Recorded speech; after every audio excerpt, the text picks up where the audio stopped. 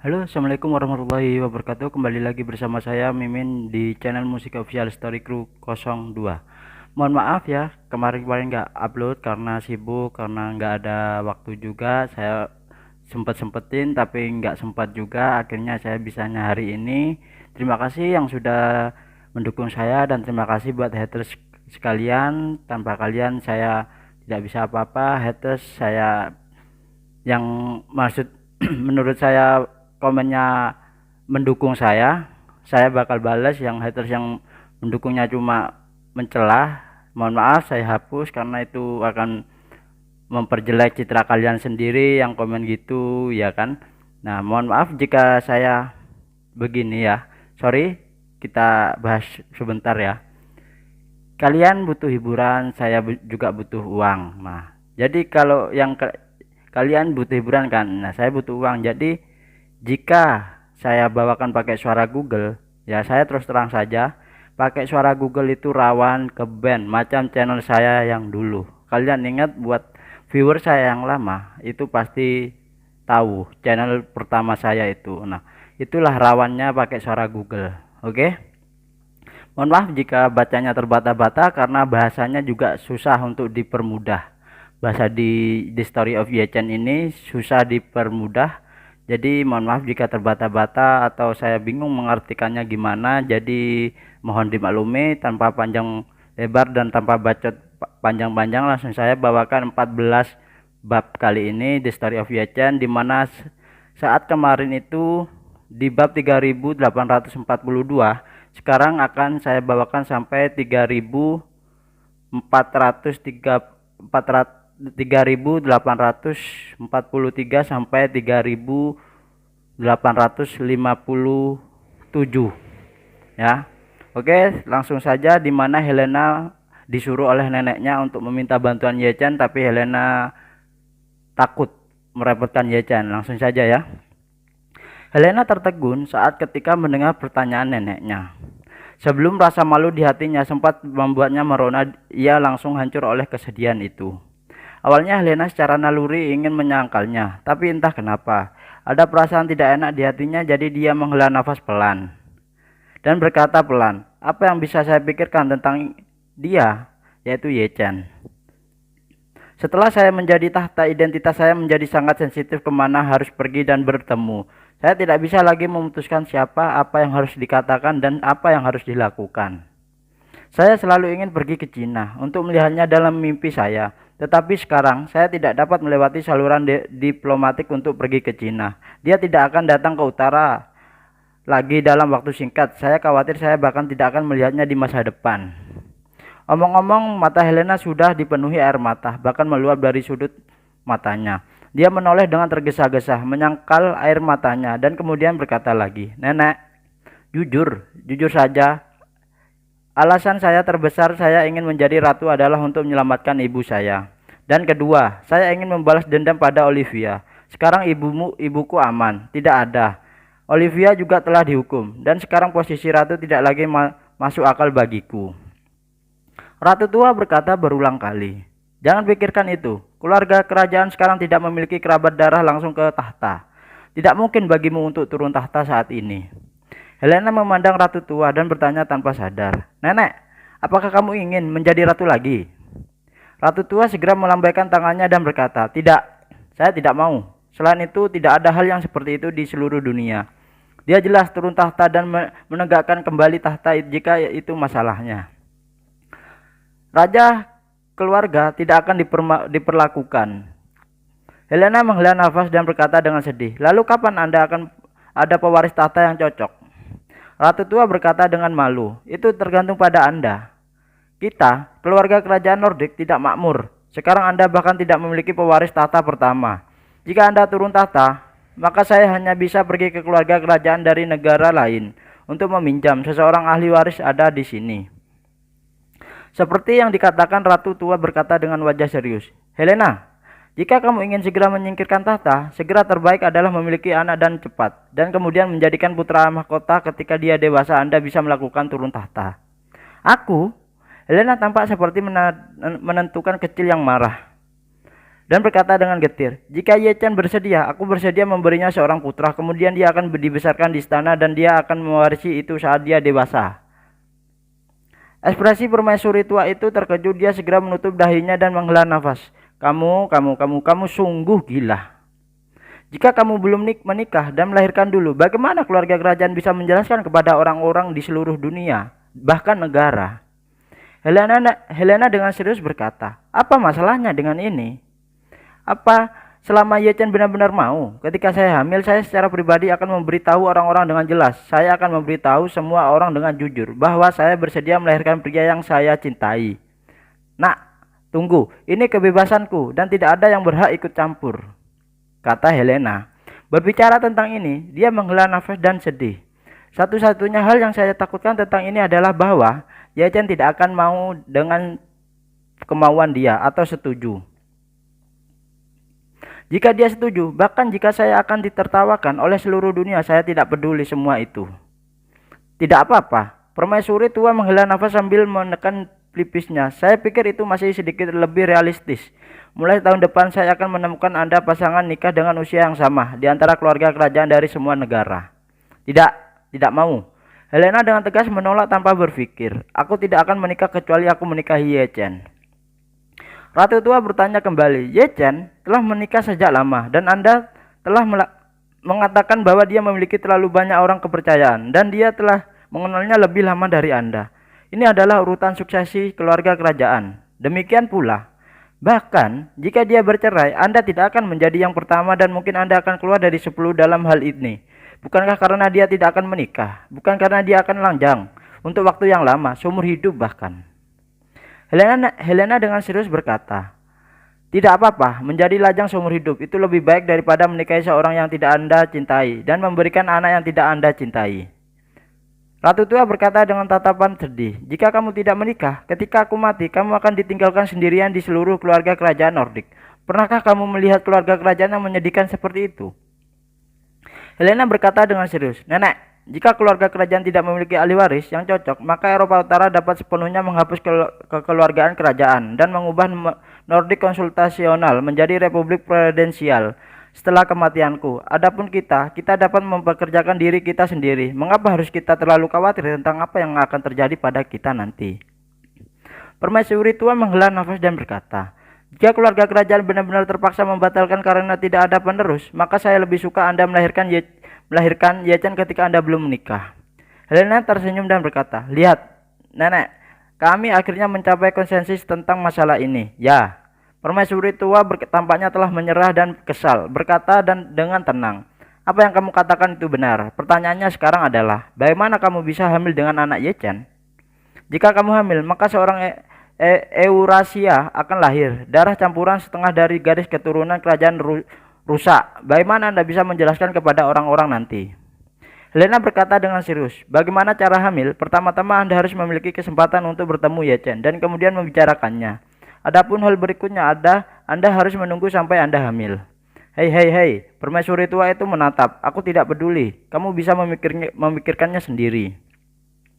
Setelah selesai berbicara, memikirkan pelelangan, saya tidak bisa menahan diri untuk bergumam pada diri sendiri. Kalau saja saya memiliki kesempatan untuk berpartisipasi dalam pelelangan itu, saya juga akan membantu Anda bertanya kepada Ye Chen kapan saya bebas untuk datang perjalanan ke Eropa Utara. Helena menggelengkan kepalanya tanpa daya. Tepat ketika dia akan berbicara, telepon tiba-tiba berdering. Dia menundukkan kepalanya untuk melihat bahwa Ye Chen benar-benar menelpon dan segera berkata dengan penuh semangat, Ye Chen memanggilku, Ye Chen menelponku." "Benarkah?" Ratu tua itu juga sedikit bersemangat dan bertanya dengan cepat, "Bisakah kamu memberitahunya tentang pelelangan itu?" Helena menjawab dengan santai, "Coba saja lihat nanti apa hubungannya dengan saya." Dengan itu dia berdiri menekan tombol jawab dan berjalan ke jendela. Dia tidak benar-benar ingin neneknya mendengar isi percakapan Ye Chen dengan dirinya. Jadi dia sedikit menghindar. Ketika dia menjawab telepon, dia menekan kegembiraan di hatinya dan bertanya dengan lembut, "Tuan Ye, mengapa Anda menelpon saya tiba-tiba?" Ye Chen tersenyum sampai santai dan berkata, "Oh, tidak apa-apa. Saya baru saja melihat informasi pendaftaran untuk pelelangan pil permajaan dan menemukan bahwa keluarga Anda juga telah mendaftar. Jadi saya menelpon Anda." Helena buru-buru meminta maaf. Maaf Tuan Y. Nenek saya menangani pendaftaran dan dia tidak membicarakannya dengan saya sebelumnya. Ye Chen tersenyum dan berkata, tidak apa-apa, saya menelpon terutama untuk memberitahu Anda bahwa menurut proses persetujuan normal, jumlah aset keluarga kerajaan Nordik belum mencapai 200 teratas. Iya, Helena berkata dengan sedih dan agak memalukan. Sumber daya keuangan keluarga kerajaan Nordik tidak kuatlah Tuan Y. Dan diperkirakan mereka baru saja memenuhi ambang batas minimum untuk pendaftaran, pasti tidak ada cara untuk masuk ke 200 teratas untuk itu. Ye Chen mendengus dan berkata, tidak masalah jika Anda tidak dapat memasuki 200 pertama, saya telah memesan beberapa kursi VIP di tempat dan saya akan memesan satu untuk nenek Anda pada waktu itu. Saya akan mengirim surat undangan ke istana, biarkan nenekmu melihatnya. Helena tidak menyangka bahwa Ye Chen menelpon sebenarnya untuk mengatur kursi VIP untuk neneknya. Dia tahu bahwa dengan kekuatan keluarga kerajaan Nordik, bahkan 200 orang pertama yang mendaftar tidak dapat diberi peringkat dan kualifikasi apa yang dia miliki untuk menduduki kursi VIP yang lebih langka itu. Karena itu, dia berkata dengan sedikit getir, Tuan Y, apakah ini akan membuat Anda terlalu malu? Sebenarnya Anda tidak perlu terlalu merepotkan. Ye Chen ditelepon tersenyum tipis dan berkata dengan serius, nenekmu telah melakukan banyak pekerjaan publisitasi untukku. Saya tentu ingin mengucapkan terima kasih, tetapi itu juga tergantung pada suasana hati orang tuanya. Yang terbaik adalah jika dia bersedia datang, dia tidak ingin membuang sejauh ini, jadi saya tidak akan memaksanya. Helena buru-buru berkata, tidak, saya akan memberitahu Anda Tuan Y. Nenek saya masih memberitahu saya tentang masalah ini sekarang. Dia merasa bahwa sumber keuangan keluarga kita mungkin sulit untuk dipilih. Akhirnya tetapi dia benar-benar ingin pergi ke pelelangan. Dia memiliki pengalaman panjang dalam pertemuan itu dan dia sangat frustasi. Saya yakin dia akan sangat senang ketika dia mengetahui hal ini. Ye Chen tersenyum dan berkata, itu akan sangat bagus, katakan padanya tentang ini dan buat dia bahagia. Adapun surat undangan, aku akan memberikan seseorang mempostingnya dalam beberapa hari. Oke. Helena menjawab dan berkata dengan gembira, terima kasih Tuan Y. Ye Chen tersenyum dan berkata, ini semua hal sepele, jadi mengapa kamu tidak membicarakannya dengan nenekmu? Helena bertanya tanpa sadar, Tuan Y, bisakah saya pergi? Bisakah saya ikut?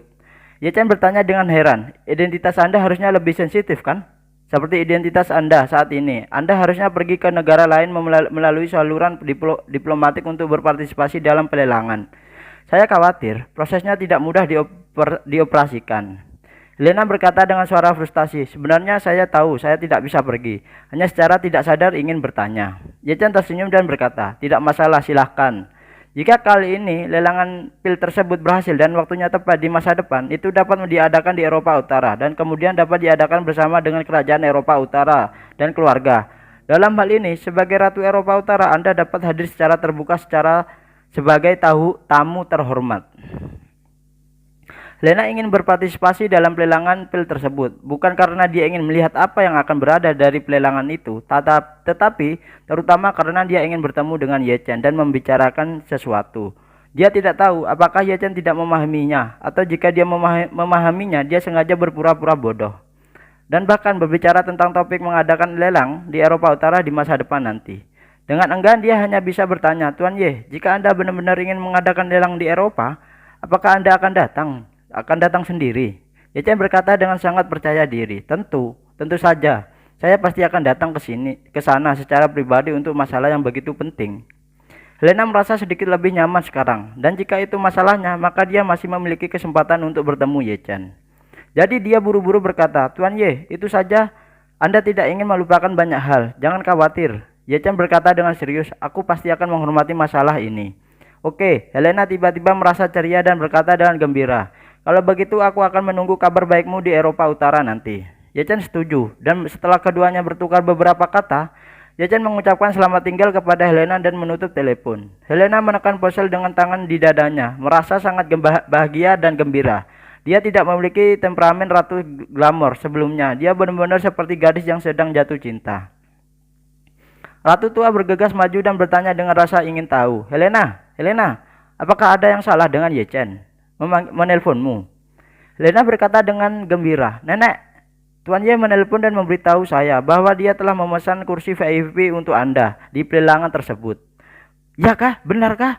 Ketika permaisuri tua mendengar ini, dia tiba-tiba bersorak dan bertanya dengan gembira, "Tuan Ye benar-benar mengatakan itu?" "Iya." Helena mengangguk dan menjawab dengan sungguh-sungguh dan kemudian berkata, "Tuan Ye berkata dengan undangan akan dikirim dalam beberapa hari, maka Anda dapat pergi ke Jingling untuk berpartisipasi dalam pelelangan dan berpartisipasi sebagai tamu VIP." Oh ya Tuan, Tuan. Tuan Ye juga mengatakan bahwa dia mungkin akan datang ke Eropa Utara di masa depan dan mengadakan pelelangan pil tersebut. Permaisuri tua itu sangat gembira dan berkata dengan penuh semangat dan kegembiraan, "Bagus, luar biasa. Bahkan miliarder yang bernilai ratusan miliar dolar tidak memiliki kesempatan untuk mendapatkan status VIP. Ye Chen dapat memberi saya VIP, maka ini sekali Nordik kami keluarga kerajaan pasti akan menarik banyak kekaguman orang. Jika kita bersama-sama dapat mengadakan pelelangan pil di masa depan nanti, maka reputasi keluarga kerajaan kita seluruh dunia akan meroket satu tingkat." Setelah itu dia tidak bisa menahan diri untuk tidak berkata dengan emosi, "Oh, Tuan Ye benar-benar memberi saya wajah." Begitu suaranya jatuh, dia dengan cepat mengubah kata-katanya, "Tidak, tidak, Tuan Ye jelas bukan untuk wajahku. Itu pasti untuk wajahmu. Helena, Tuan Ye pasti memiliki rasa untukmu. Kalau begitu, bagaimana mungkin ada orang memberi tawaran kartu VIP begitu banyak lampu hijau?" Setelah mendengar ini, Helena merasa manis dan kemudian dengan sangat serius menginstruksikan Ratu Tua, "Nenek, meskipun Tuan Ye telah memberi Anda kursi VIP, Anda harus tahu bahwa kami tidak mampu bersaing untuk mendapatkan pil permajaan itu pada saat itu. Anda terutama akan lebih baik muncul dan jangan campur aduk dengan pelelangan pil permajaan." Ratu Tua itu mengangguk dan berkata, "Jangan khawatir, saya tahu dalam hati saya uang kita mungkin tidak cukup untuk harga awal. Saya tidak akan pergi ke pelelangan untuk menjadi malu pada waktu itu. Dan saya akan bertemu dunia dan memperluas jaringan saya dengan cara itu." "Itu bagus, Nenek." Helena mengangguk dan kemudian berkata dengan gembira, "Kurang dari 20 hari sejak pelelangan dimulai, saya harus bergegas dan menyiapkan hadiah untuk Tuan Ye. Dan kemudian nenek yang bekerja keras akan membantu saya membawakannya hadiah itu. Berikan pada Tuan Ye di masa depan nanti." Pada saat yang sama, di dalam Presidential Suite of Buckingham di Jinling, Fekeshin telah memperoleh informasi yang ditemukan Cheng Yingshan, anak buahnya. Sebagai pemimpin istana Jinling, Chen Zekai jarang muncul di depan umum, tetapi setelah sekian lama di Jinling, tidak dapat dihindari bahwa beberapa materi video akan ditinggalkan. Yang ditemukan Cheng Yingshan adalah foto sumbangan Chen Zekai kepada Palang Merah Jinling atas nama Istana Jinling Buckingham. Ketika Fekeshin melihat foto Chen Zekai, dia langsung menginformasikan bahwa dari dua pria yang lewat di lobi, hari ini salah satunya adalah Chen Zekai. Fekeshin tidak bisa menahan diri untuk bergumam pada dirinya sendiri. Istana Buckingham adalah milik keluarga Ye. Secara umum setiap istana Buckingham harus menjadi jabatan lokal atau bahkan bisnis keluarga Ye. Jadi Chen Zekai ini pasti keluarga Ye, juru bicara yang tinggal di Jinling. Berbicara tentang ini, Fekeshin berkata lagi, keluarga Ye masih sangat kuat di Tiongkok. Sebagai juru bicara keluarga Ye di Jinling, Chen Zekai harus memiliki status sosial yang tinggi di Jinling. Mengapa dia disebut sebagai tuan? Sangat hormat kepadanya. Chen Yingshan berkata, Nona keluarga Yanjing, Ye ini dicari balas dendam oleh istana Wanlong di dunia tentara bayaran beberapa waktu lalu. Dikatakan bahwa mereka secara langsung mengambil setengah dari harta keluarga dan kemudian dengan enggan memberikan istana Wanlong melepaskannya. Status keluarga Ye menurun. Inilah alasan utama mengapa bisnis hotel keluarga Ye begitu sepi. Saya pikir Tuan Ye yang Anda sebutkan sebelumnya mungkin Feng Shui Tuan Chen Zekai yang sakit dan pergi ke dokter. Fekeshin mengangguk dan berkata dengan serius, ketika saya mendengar nama Tuan Ye, saya berpikir demikian di hati saya. Tetapi ada hal yang sangat aneh tentang masalah ini. Mengapa Tuan Ye bertemu Chen Zekai dan Song Wanting? Menggabungkan spekulasi saya sebelumnya bahwa Buckingham Istana mungkin besar adalah lokasi pelelangan pil tersebut. Apakah itu keluarga Jinling Song yang bekerja sama dengan keluarga Yanjing Ye? Chen Yingshan setuju dan berkata, saya pikir ini sangatlah mungkin. Meskipun keluarga Song sangat kuat di Jinling, skala mereka hanya 1 hingga 200 miliar yuan meskipun keluarga Ye dibagi menjadi setengah dari properti keluarga oleh Wanlong. Mereka juga kuat, jauh lebih kuat daripada keluarga Song. Kerjasama antara keluarga Song dan keluarga Ye baik untuk kedua belah pihak. Keluarga Song dapat meningkatkan status mereka sampai batas tertentu. Dan keluarga Y juga dapat memperoleh kembali status mereka sampai tingkat tertentu juga. Masuk akal. Vacation mengangguk sedikit, tetapi alisnya sangat yang seperti pohon wiliau masih ditumpuk dengan manis. Segera dia teringat sesuatu dan berkata kepada Cheng Yingshan, "Ngomong-ngomong, saya mendengar mereka berbicara tentang seorang pria bernama Hong Wu. Tetapi saya tidak tahu bagaimana menulis kata Hong Wu. Tolong bantu saya menanyakan apa Hong Wu, siapa itu?" Menanyakan tentang Hong Wu di Jinling sama seperti menanyakan tentang siang bersaudara di Hong Kong. Jika Anda hanya menarik seseorang di jalan, Anda juga dapat bertanya tentang 4, 5, 6. Oleh karena itu, Cheng Yingshan dengan cepat menanyakan informasi Hong Wu dan segera memberi umpan balik kepada Tang Kexin. "Nona, saya sudah menanyakan tentang Hong Wu. Dia adalah pemimpin pasukan bawah tanah di Jinling. Dia sangat terkenal di Jinling dan dia memiliki juga terlibat di dalamnya. Ada banyak industri termasuk restoran bernama Tianxing Mansion yang merupakan salah satu restoran kelas atas di Jinling dan memiliki reputasi besar." Vacation mengangguk dan menganalisis. Tuan Ye dan Chen Zikai dengan santai mengirim orang ke Hong Wu. Meskipun saya tidak tahu siapa yang akan dia kirim, sejak dia mengatakan ini secara alami dapat dilihat bahwa Hong Wu juga harus mendengarkan perintahnya. Berbicara tentang ini, Vacation tidak bisa menahan diri untuk tidak menghela nafas. Jika Tuan Ye hanyalah seorang ahli Feng Shui, maka agak aneh bahwa Chen Zikai dan Hong Wu sangatlah menghormatinya. Cheng Yingshan berkata, Baiklah Nona, apakah Anda lupa betapa hormatnya Tuan terhadap Tuan Lai yang lama? Setiap kali Anda melihatnya, Anda menghormatinya. Vacation berkata dengan serius, kakek Lai berada dalam situasi yang berbeda. Kakek Lai adalah ahli Feng Shui terkenal di lingkaran Cina. Dia sangat dihormati, apalagi nenek moyangnya telah diturunkan secara turun-temurun selama puluhan generasi, apalagi kakekku. Bahkan jika dia sudah mapan, orang-orang melihat kakek Lai juga hormat. Setelah berbicara, dia berkata lagi, Tapi Tuan Ye yang tampaknya berusia 20 tidak berasal dari keluarga Feng Shui. Bagaimana dia bisa memiliki wajah sebesar itu?" Chen Yingshan mengangkat bahu. Mungkin dia masih muda dan menjanjikan. Berbicara tentang ini, Chen Yingshan memikirkan sesuatu dan buru-buru berkata, Nona, Tuan Ye itu, apakah itu anggota keluarga Ye?"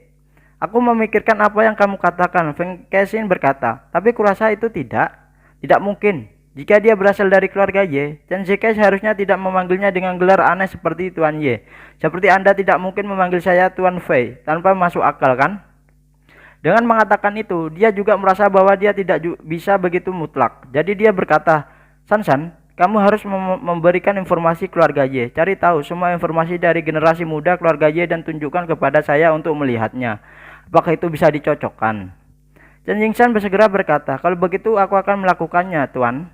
Informasi anggota keluarga Ye tidak mudah ditemukan, tetapi tidak sulit bagi keluarga Fei. Segera, Chen Yingshan mendapatkan semua materi dari generasi muda keluarga Ye dan menyerahkannya kepada Vacation. Vacation membolak-balik beberapa dokumen termasuk Yi Feng dan Yi Hao, dan itu memang tidak terkait dengan Tuan Ye yang dia lihat. Jadi dia mengesampingkan informasi itu dan dengan berkata dengan ringan, "Sepertinya dia memang bukan Tuan Ye dari keluarga Ye, kebetulan adalah marganya Ye."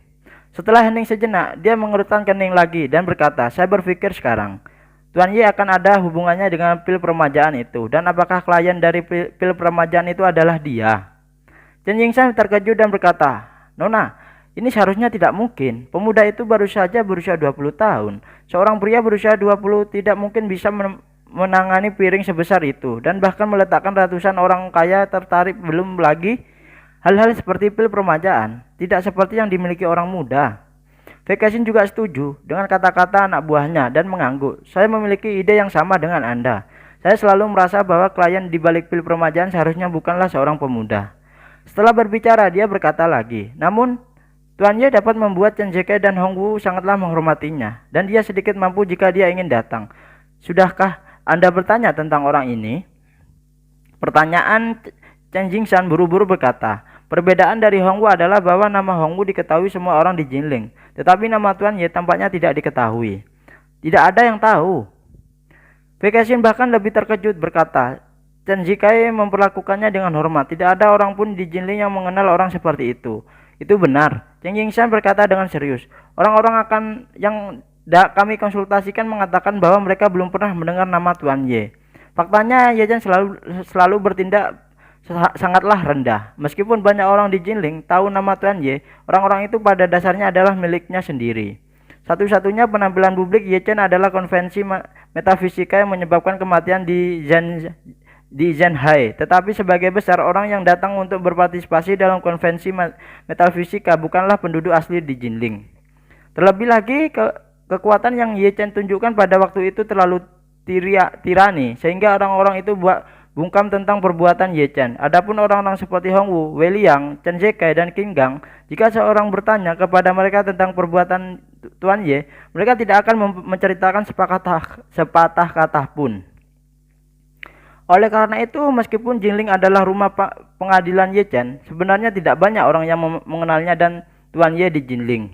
Ini membuat Wei Kexin semakin bingung. Awalnya dia berpikir bahwa Ye Chen harusnya menjadi gelar Master Feng Shui lokal yang terkenal. Jadi beberapa tokoh lokal dengan wajah yang baik harusnya memberinya sedikit wajah. Tapi sekarang sepertinya dia memiliki sedikit popularitas di daerah setempat yang benar-benar aneh. Wei Kexin mengerutkan kening dan berkata yang saya selalu merasa bahwa ini adalah sesuatu yang salah. Dan Tuan Ye yang bermarga Ye juga tidak benar, tetapi saya tidak akan dapat memikirkan masalah untuk sementara waktu ini. Chen Yingshan buru-buru menghibur. Nona, jangan terlalu khawatir. Mungkin nama keluarga Ye tidak memiliki keterampilan nyata, dan mungkin tidak ada kontak langsung dengan pil tersebut. Wei Kexin berkata dengan sangatlah tegas. San, ingat, nenek moyang mengatakan sesuatu yang tidak normal pasti memiliki iblis. 7 kata ini adalah salah satu standar emas untuk menilai masalah. Jika ada yang bertentangan dengan akal sehat kita tidak akan melihatnya. Jika Anda mengerti, maka pasti ada sesuatu yang belum kamu pahami. Setelah kamu memahaminya, kamu secara alami dapat melihatnya. Ini adalah pengalaman yang dirangkum Wei Kexin ketika dia masih sangatlah muda. Ketika dia masih kecil, dia melihat pesulap melakukan trik sulap. Setiap trik sulap tampaknya begitu indah dan misterius, dan dia tidak bisa mengetahui alasannya sama sekali. Ketika Anda berubah menjadi anak-anak, Anda akan langsung mengubah misteri ini menjadi pemujaan penyihir, berpikir bahwa penyihir benar-benar bisa melakukan sihir. Namun, Wei Kexin selalu percaya pada salah satu hal. Alasannya mengapa semua sihir tidak dapat dipahami bukanlah karena penyihir itu benar-benar tahu sihir, tetapi karena dia belum melihat misterinya atau triknya.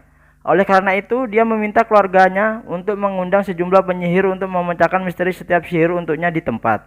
Dengan banyak trik sulap yang tampaknya tidak terpikirkan atau bahkan tidak mungkin ketika mekanisme dan misteri di baliknya terungkap di depan matanya satu persatu. Dia segera menemukan bahwa semua keraguan dan kejutan menghilang pada saat itu. Pengalaman masa kecil ini telah memperkuat arah dasar dan logikanya dalam menilai sesuatu. Ye Chen saat ini adalah keajaiban di depannya, sihir yang tidak mengerti logika di baliknya. Jadi dia tidak sabar untuk mengungkap misteri di balik itu, keajaiban ini.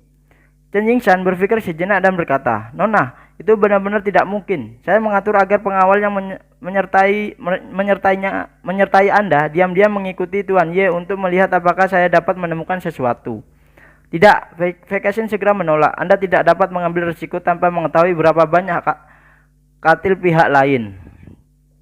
Setelah selesai berbicara, Wei Kexin berkata lagi, kami baru saja tiba di Jinling dan kami masih memiliki hampir 20 hari lagi sebelum pelelangan pil permajaan dimulai. Kita masih berjuang dengan mantap. Jangan terburu-buru, biarkan saya menemukan cara untuk tentukan siapa nama Tuan Ye itu sebenarnya.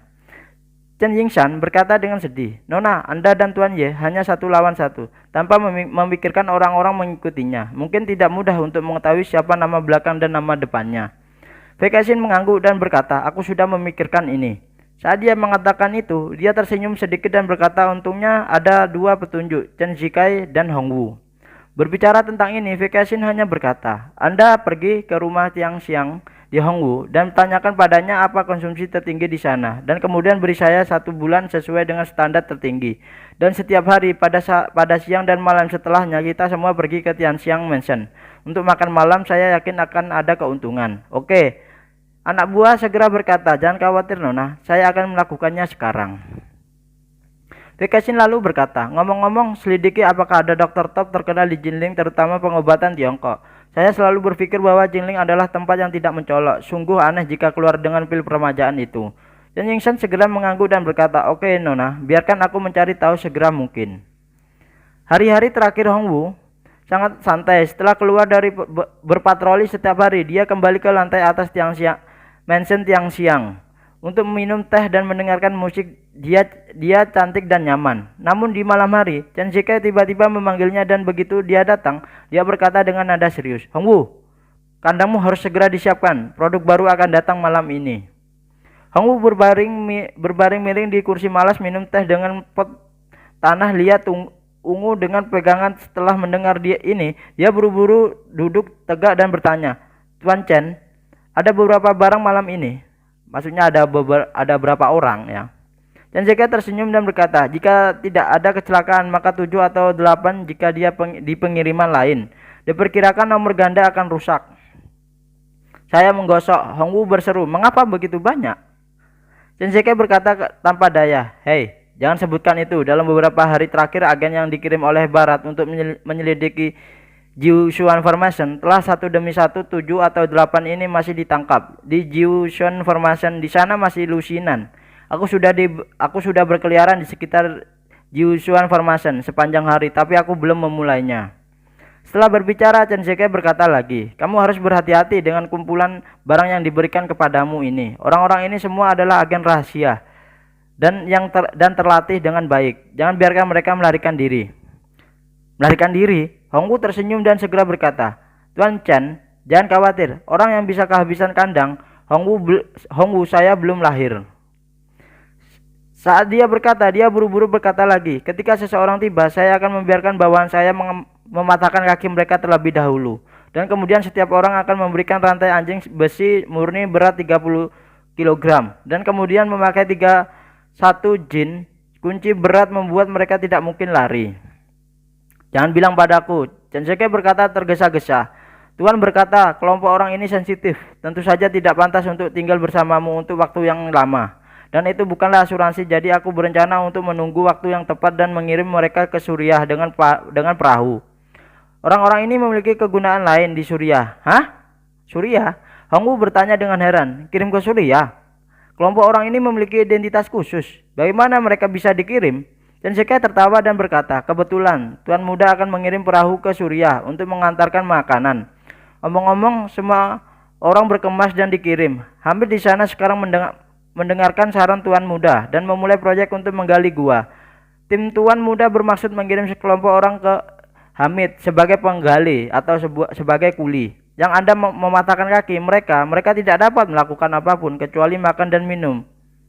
Ketika Hongwu mendengar ini, dia berkata dengan cepat, "Tuan Chen, Anda tidak dapat mematahkan kaki Anda, maka tekanan keamanan saya benar-benar agak berat. Ini bukan 1 atau 2 agen, tetapi 7 atau bahkan 8 atau bahkan 10-an agen. Agen orang ini di bawah tidak bisa mencegah mereka." Saat dia berkata, Hongwu berkata lagi, "Agen-agen di film itu James Bond, Tom Cruise, mereka semua sangatlah cekatan. Tidak ada yang bisa mencegah mereka." Chen Zike tersenyum dan berkata, "Kamu menonton banyak film, dan para agen pada kenyataannya juga manusia, bukan? Apa kamu benar-benar berpikir mereka maha kuasa?"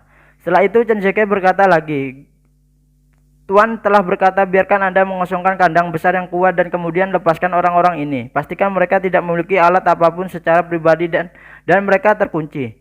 Setelah mereka terkunci, Anda harus membiarkan mereka mengelas pintu langsung dari luar. Biarkan mereka makan dan minum semua di dalam. Tidak peduli seberapa kuat mereka dapat melarikan diri. Mereka tidak dapat melarikan diri. Saya tidak percaya mereka bisa menggigit sangkar lasmu hingga terbuka." Segera Tuan." Chen Zike berkata dengan lega, "Jangan terlalu tertekan secara psikologis dong. Penjahat dalam film semuanya terbelakang mental. Jadi bagaimana karakter yang dan layak dapat melarikan diri? Anda harus benar-benar menelanjangi mereka dan mengelas mereka sampai mati dengan besi-besi besar di sangkar kamu. Di sini bahkan jika 100.007 berkumpul tidak mungkin untuk melarikan diri." Mendengar ini, Hongwu menghela nafas lega dan berkata sambil tersenyum, "Ini ide yang bagus. Saya bisa melakukannya dengan cara ini. Tuan Ye meminta saya untuk meningkatkan kandang terakhir kali, dan saya sekarang mengganti kandang baru. Semuanya terbuat dari tulang tulangan setebal 30 mm dan memiliki dua lapisan di dalam dan di luar tumpukan dengan pola tik-tak toy. Jika kandang ini benar-benar dilas sampai mati, gajah pun tidak akan bisa keluar. Itu bagus, Chen Zike bertanya dengan tergesa-gesa. Di mana kamu? Hong Wu berkata, saya di Tianxiang Mansion, saya akan pergi ke kandang sekarang. Oke, Chen Zike berkata dengan tergesa-gesa. Kalau begitu aku akan pergi ke sana juga, sampai jumpa di kandang. Baik, Hong Wu menutup telepon Chen Zike dan segera berdiri mengambil kunci mobil dan bersiap untuk pergi ke kandang. Pada saat ini, manajer Tianxiang Mansion berlari dengan cepat terengah-engah dan berkata, lima tuan, di bawah ada pelanggan besar di bawah. Hong Wu mengerutkan kening dan bertanya, pelanggan mana? Manajer buru-buru berkata, seseorang ingin mengemas kotak berlian kami selama sebulan. Siapa? Hong Wu bertanya dengan heran. Datanglah ke Tianxiang Mansion untuk makan selama 1 bulan. Apakah kamu sakit? Manajer juga sangat bingung dan berkata, saya tidak mengerti. Ketika pria itu datang, dia bertanya ke kios resepsionis kita yang paling mahal, dan saya mengutipnya harga 2.000 yuan untuk kotak berlian tanpa minum. Orang-orang mengaturnya selama sebulan tanpa mengatakan apa-apa. Dan ada 2 kali makan siang dan malam, dan penulis bersama adalah 60 kali makan, 12 juta. Hong Wu mengerutkan kening dan berkata, bukankah dia gila? Bukankah kamu sengaja menipumu? Tidak, manajer itu berkata dengan tergesa-gesa. Gadis itu sangatlah bagus. Saya katakan minumnya adalah 12 juta. Jika itu benar, saya akan memberinya diskon, dan mereka akan langsung menghubungi akun koleksi Tianxiang Mansion. 15 juta, katanya. Mari kita naikkan level piring lagi. Lagi pula manajer itu berkata dengan pandangan mengundang pujian. Tuan kelima, ini 15 juta. Sejak Tianxiang Mansion dibuka, kita belum menerima pesanan sebesar itu.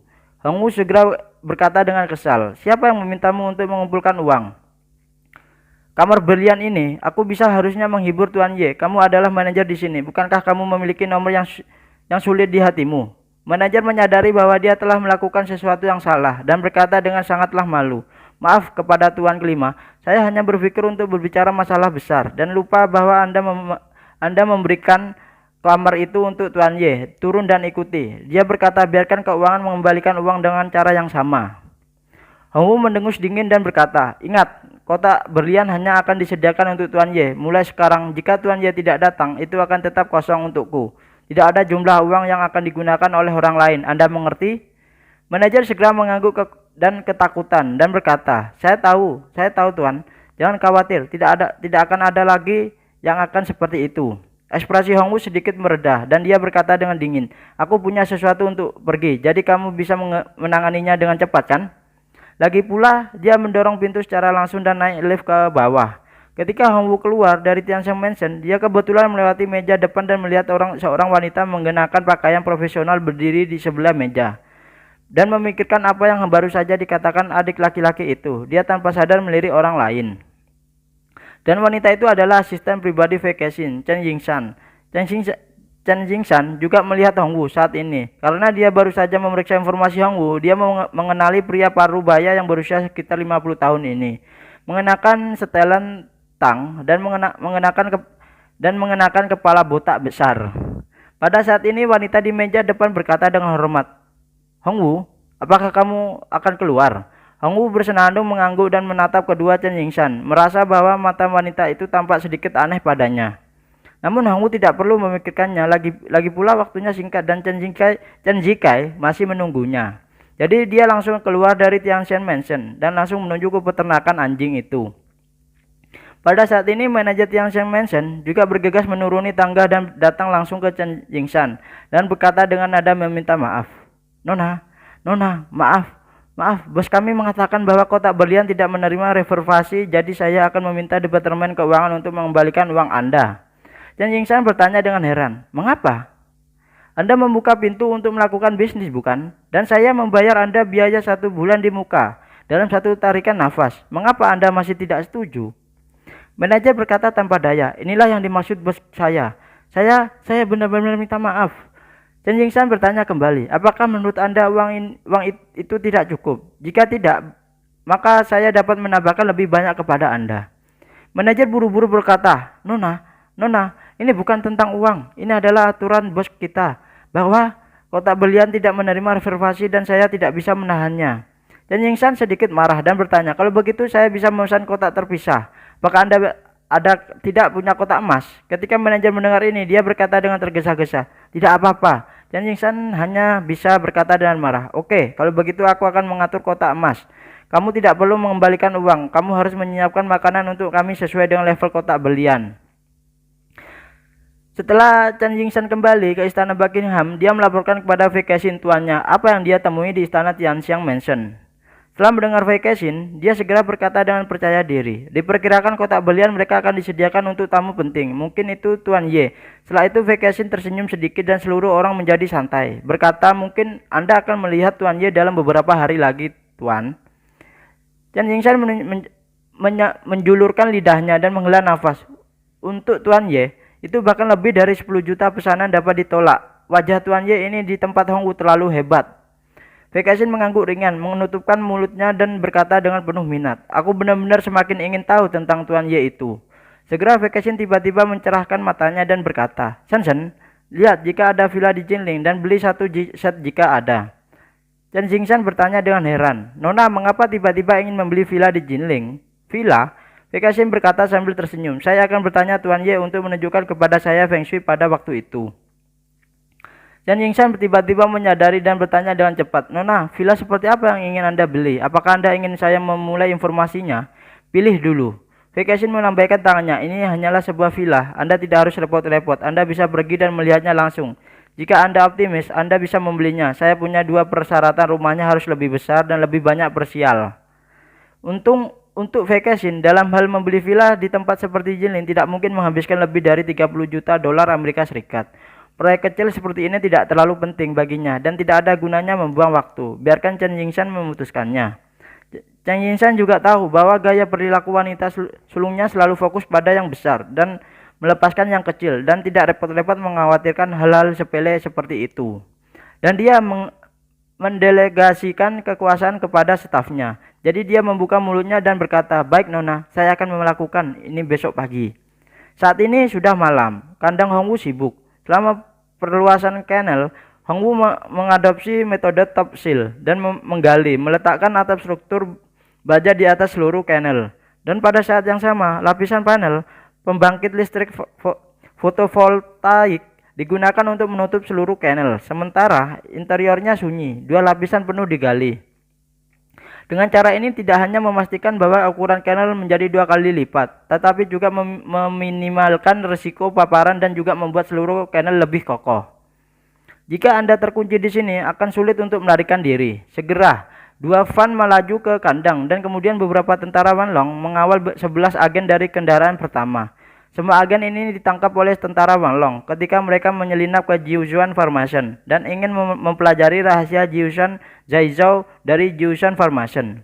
Mereka berpikir mereka terlatih dan mampu mengetahui, tetapi di depan para penguasa kuil Wanlong mereka tidak dapat punya tempat untuk bersembunyi. Ketika mereka dibawa keluar dari mobil, mereka tidak tahu di mana mereka berada karena mereka ditutupi dengan tas kain hitam buram. Selain itu, tangan agen ini diikat secara profesional dengan ikatan kabel nilon yang melebar dan tebal. Untuk mencegah mereka melarikan diri, mereka melipat tangan mereka bersama-sama. Tidak hanya pergelangan tangan dan lengan yang diikat dengan tali nilon. 5 jari masing-masing tangan juga diikat dengan 5 jari tangan lainnya. Dalam hal ini, apalagi membiarkan mereka menemukan klip kertas atau pisau untuk melarikan diri, bahkan jika pisau diletakkan di depan mereka, mereka tidak dapat mengambilnya. Ketika para prajurit kuil Wanlong membawa mereka semua ke lantai 2 bawah, tanah pemeliharaan anjing, sekelompok orang masih tidak tahu situasi seperti apa yang akan menunggu mereka. Ketika semua orang dibawa ke sangkar emas, Hongwu merobek tas kain hitam di kepala mereka satu persatu. Melihat lebih dari selusin pria dengan warna kulit berbeda, dia berkata dengan dingin, karena Anda semua adalah agen khusus, Anda semua harus datang ke sini. Saya mahir berbahasa Cina. Saya akan memperkenalkan diri kepada Anda. Nama saya Hongwu. Dan Jinling, di area seluas 3 hektar ini, saya tidak pernah takut pada siapapun kecuali Tuan Ye. Kalian gerombolan anjing di sini adalah anjing yang dibesarkan oleh Yu Lao Shu, harus mematuhi pengaturan Lao Tzu? Jika tidak, Lao Tzu punya cara untuk membuatmu lebih baik daripada mati. Melihat mereka berada di depan sangkar besi besar lebih dari selusin, agen tiba-tiba menjadi gugup. Salah satu dari mereka berseru, kami meminta perawatan kemanusiaan. Hong Wu naik dan menampar wajahnya dengan keras, meludahinya. Persetan kamu, datang ke wilayah kita sebagai pencuri, ingin mencuri barang dari kita dan masih memiliki wajah untuk mencari Lao Tzu untuk menjadi manusiawi. Lao Tzu memelihara seekor anjing. Demi Anda, kurang lebih seekor burung di masa depan. Jangan berlutut dan terima kasih. Tuan Ye menyelamatkan Anda dari kehidupan anjing Anda, dan kalian masih meneraki Lao Tzu. Setelah itu, Hong Wu segera berkata kepada anak buahnya, pergilah, biarkan tukang las mengikuti penutup besi yang kami buat untuk Mastiff dan memberikannya kepadanya. Kami mengelas tudung di tempatnya dan mengunci kepala babinya di dalam kap dan tidak mengizinkannya makan selama 3 hari. Jika Anda berani bersembunyi lebih banyak, jahit saja mulutnya. Langsung keganasan Hong Wu dan segera membuat agen terlatih ini sangatlah sedikit dingin dan di punggung mereka. Jadi semua orang menutup mulut mereka dengan bijak dan dengan cemas menunggu kejatuhan Hong Wu. Mereka sebenarnya sangatlah jelas di hati mereka bahwa tindakan menyelinap ke Jiuzuan Formation untuk mencuri rahasia inti adalah ilegal. Selain itu, identitas khusus mereka tidak akan dikenali oleh Barat jika terjadi kesalahan. Jadi sekarang mereka hanya bisa menjadi bantai oleh orang-orang ini. Dan pada saat yang sama, berharap kembali ke negaramu untuk menyelamatkan dirimu sendiri. Segera, tukang las Hong Wu mengelas topeng ke pria malang dengan batang meja tipis, dan benda ini menutupi kepalanya dan tidak tahu. Dia pikir itu tiruan dari permainan anggar. Hong Wu langsung mengunci kap mesin dengan kunci 3 dengan cincin yang sangat biasa dan berkata dengan suara dingin kepada umat manusia, dengarkan saya. Jika Anda berani membuka kap sendiri, saya akan meminta seseorang mengelas besi di lokasi. Peti mati untuk Anda. Apakah kamu mengerti? Ketika pria itu mendengar ini, dia dengan rendah hati berkata, saya mengerti Tuan, saya mengerti. Hong Wu dengan dingin memberitahu adik-adik lakinya di sampingnya, lepaskan semua pakaian mereka dan tinggalkan hanya sepasang celana untuk mereka masing-masing, dan kemudian semua dikurung di dalam kurungan. Banyak dari laki-laki itu langsung melepas pakaian kelompoknya, memotong ikatan nilon di tangan mereka satu persatu, dan mendorong mereka ke dalam sangkar. Karena para prajurit di Kuil Wanlong berdiri di sebelah mereka, tidak satupun dari agen ini yang berani melawan. Jadi mereka hanya bisa masuk ke kandang dengan jujur. Begitu mereka memasuki kandang, sekelompok itu merasa putus asa. Sangkar ini sangatlah berharga bagi manusia. Tulangan 30 mm dilas silang, hanya menyisakan celah persegi 10 cm di setiap sisinya. Begitu kosong, sehingga paling banyak dapat memperpanjang lengan sangkar yang kuat seperti itu hampir tidak ada. Kemungkinan terjadinya brute force cracking. Setelah semua ini dimasukkan ke dalam kandang satu persatu, semua harapan mereka disematkan di gerbang besi ini. Sebagai besar dari orang-orang ini, dan orang ini ahli dalam membuka kunci. Selama itu adalah kunci dengan struktur mekanis normal, mereka tidak memiliki banyak kesulitan di mata mereka. Selama waktunya tepat, membuka kunci secara diam-diam akan memiliki kesempatan untuk melarikan diri. Namun ketika mereka bermimpi tentang cara mendobrak pintu sel, mereka melihat beberapa anak buah Hong Wu berlari menyeret kabel listrik dan mesin las listrik dan berjongkok di pintu sel berderak di pintu besi. Tiba-tiba api las listrik berkobar di mana-mana. Wajah sekelompok orang ini langsung pucat pasis dan hati mereka putus asa. Gerbang besi dilas sampai mati. Jadi jika mereka ingin melarikan diri dari sini, hampir tidak ada kemungkinan selain memotong diri mereka terlebih dahulu. Hong Wu memiliki aura sembrono yang kuat, dan aura sembrononya tidak menakutkan di depan orang-orang yang benar-benar telah melalui hidup dan mati melalui angin kencang dan ombak, dan bahkan membuat orang-orang di masa depan sedikit konyol. Namun begitu dia berada di lingkungan yang cocok untuknya, aura nekat pada dirinya akan meledak dengan pencegah yang sangat kuat. Pada saat ini Hong Wu berdiri di depan kandang besi kandangnya, seperti seekor hyena Afrika yang berdiri di sabana Afrika yang tak berujung. Ini adalah kandangnya. di halaman rumahnya. Bahkan singa, raja binatang buas, akan ketat ketika dia melihat penampilan yang garang. Karena hal ini terlihat tidak mencolok tetapi benar-benar kejam. Bagaimana dengan singa dan kuda Nil? Hyena Afrika tidak takut pada siapapun ketika mereka benar-benar baru bangun, dan mereka dapat secara langsung memainkan metode paling kejam dan kejam di dunia hewan, yang tidak dapat ditandingi oleh siapapun. Jangan melihat fakta bahwa kelompok agen khusus ini biasanya mengalami bahaya atau bahkan ditangkap dan ditangkap. Tetapi ini di area damai. Penangkapan agen biasanya merupakan mediasi politik swasta antar negara. Adapun agen yang ditangkap, tidak hanya mereka tidak akan ditangkap. Setelah disiksa, mereka akan menikmati perlakuan kemanusiaan yang lebih baik daripada tahanan biasa. Namun, mereka sekarang menghadapi Hongwu, dan mereka tidak akan meminjam perlakuan kemanusiaan atau kepribadian dasar apapun kepada mereka. Dia mengatakan bahwa dia akan mengelas tudung kepala seseorang dan kemudian segera mengunci kepalanya. Ini tidak diragukan lagi bahwa jika dia terus memprovokasi dia mungkin benar-benar dilas di dalam peti mati. Selain itu, mereka belum pernah berada di penjara semacam ini sepanjang hidup mereka sendiri. Begitu dia memasuki sel, dia mengelas pintu sel langsung dari luar.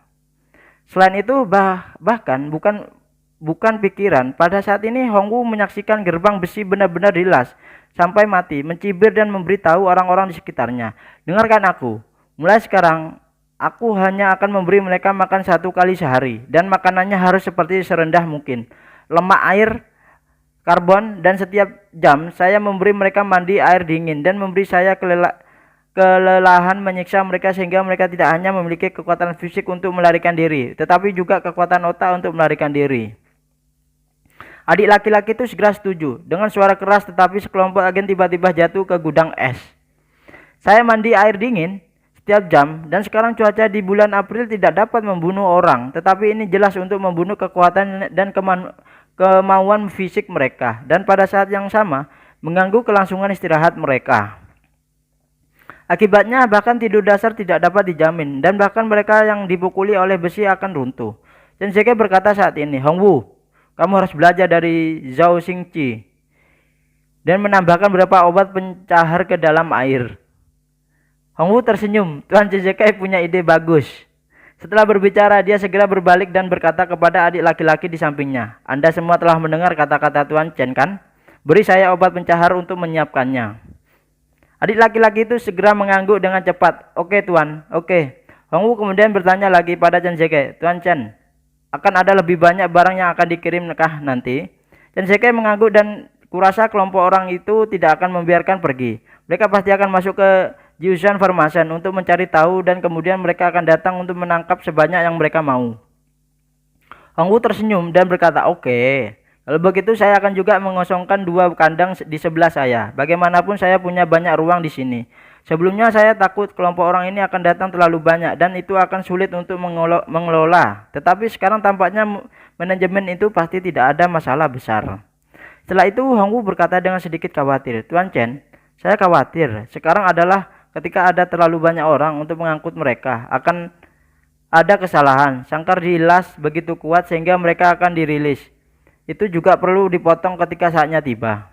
Chen Zeke tersenyum dan berkata, "Ini lebih baik. Saya akan menyiapkan jarum anestesi bagi Anda untuk menggunakan beruang dan memberi mereka jarum melalui kandang.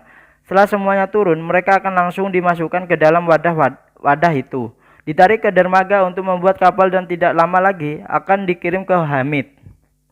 Hongwu menghela nafas lega dan berkata sambil tersenyum, "Kalau begitu itu akan jauh lebih mudah, Tuan." Saat ini pagi-pagi sekali di Washington, Amerika Serikat. Di pangkalan penelitian dan pengembangan militer Ragaz dan Smet duduk merokok di kantor, dan di depan mereka ada eksekutif militer dan CIA. Pagi ini kepala 4 departemen mereka mengadakan pertemuan darurat. CIA melaporkan kepada beberapa orang lain hilangnya agen, sementara Ragaz melaporkan kepada yang lain bahwa tidak ada kemajuan dalam penelitian dan pengembangan obat terbalik, dan obat yang pengembalian Nakamura masih belum efektif. Smet juga memberitahu semua orang tentang berita buruk ini. Dia menghubungi Jiusan Farmasan atas nama FDA beberapa kali, dan bahkan menaikkan harga obatnya sebesar beberapa kali lipat. Namun Jiusan Farmasan masih tidak mau memberi mereka sekotak Jiusan pil tersebut. Jika ini terus berkelanjutan, 5 pasien akan menghentikan obat dalam beberapa hari. Para eksekutif CIA juga tidak berdaya. Dia berbicara sedikit dengan kesal dan berkata, semua agen kita yang telah memasuki interior Jiusan Formation tanpa terkecuali, semuanya telah menghilang. Semuanya agen ini adalah pemain top yang terlatih. Tetapi mereka tidak berharap berada di rumah yang sama. Keberadaan perusahaan farmasi swasta tidak diketahui saat ini. Untuk sementara saya khawatir untuk menangguhkan pekerjaan agen lain. Tampaknya tidak mungkin untuk mendapatkan informasi rahasia terkait dengan Jiusan Zhaizhou dalam waktu singkat ini. Perwakilan militer terkejut dengan ini dan berkata, agen Anda sangatlah kuat. Tidak apa-apa jika mereka tidak kehabisan. Tidakkah ada di antara Anda yang memberi kami informasi yang berguna? Tidak, eksekutif CIA berkata tanpa daya. Rasanya Jiusan Formation seperti lubang hitam. Selama orang masuk, mereka akan benar-benar hilang. Beberapa agen Eropa dikatakan telah menghilang, telah tidak ada informasi yang diperoleh yang terkirim. Perwakilan militer terburu-buru bertanya, lalu apa rencanamu selanjutnya? Seorang eksekutif CIA berbicara, kita masih perlu menemukan kesempatan untuk memahami situasi internal Jiusan Formation sebelum lagi apakah kita dapat menemukan informasi rahasia dari Jiusan Formation itu. Setidaknya kita harus mencari tahu secara spesifikasi keberadaan agen kita dan kemudian menemukan cara mereka menyelamatkannya. Perwakilan militer berkata dengan sedikit khawatir, saya pikir masalah ini sangatlah rumit. Anda mengirim agen khusus untuk menyelinap ke perusahaan swasta untuk mencuri rahasia. Namun setelah makan kerugian yang bodoh ini, eksekutif CIA menghela nafas dan berkata, jika tidak mungkin, maka kami hanya dapat mengirim perwakilan untuk berbicara dengan orang yang bertanggung jawab atas Jiusan Formation itu tentang kondisi pelepasan secara pribadi. Secara kedua belah pihak dapat mencapai konsensus, maka orang-orang kita akan ada juga kesempatan untuk pulang. Dengan mengatakan itu, dia memandang Smith dan berkata, ngomong-ngomong, Smith, tidakkah kamu berencana untuk pergi ke Cina untuk berbicara dengan orang yang bertanggung jawab atas Jiusan Formation itu? Ya, Smith mengangguk dan berkata, saya berencana untuk pergi lagi dan membeli obat dari mereka. Eksekutif CIA buru-buru berkata, kalau begitu aku akan pergi denganmu. Kemudian aku akan mengaku sebagai asistenmu dan pertama-tama aku akan menghubungi orang-orang yang bertanggung jawab atas Jiusan Formation untuk mencari tahu. Smith berkata dengan malu, saya masih tidak yakin apakah mereka ingin melihat saya. Jika mereka tidak ingin melihat saya mungkin harus pergi ke perantara mereka untuk menengahi dan melihat apakah saya bisa mendapatkan kesempatan untuk bertemu. Jika tidak, itu hanya bisa kembali tanpa hasil.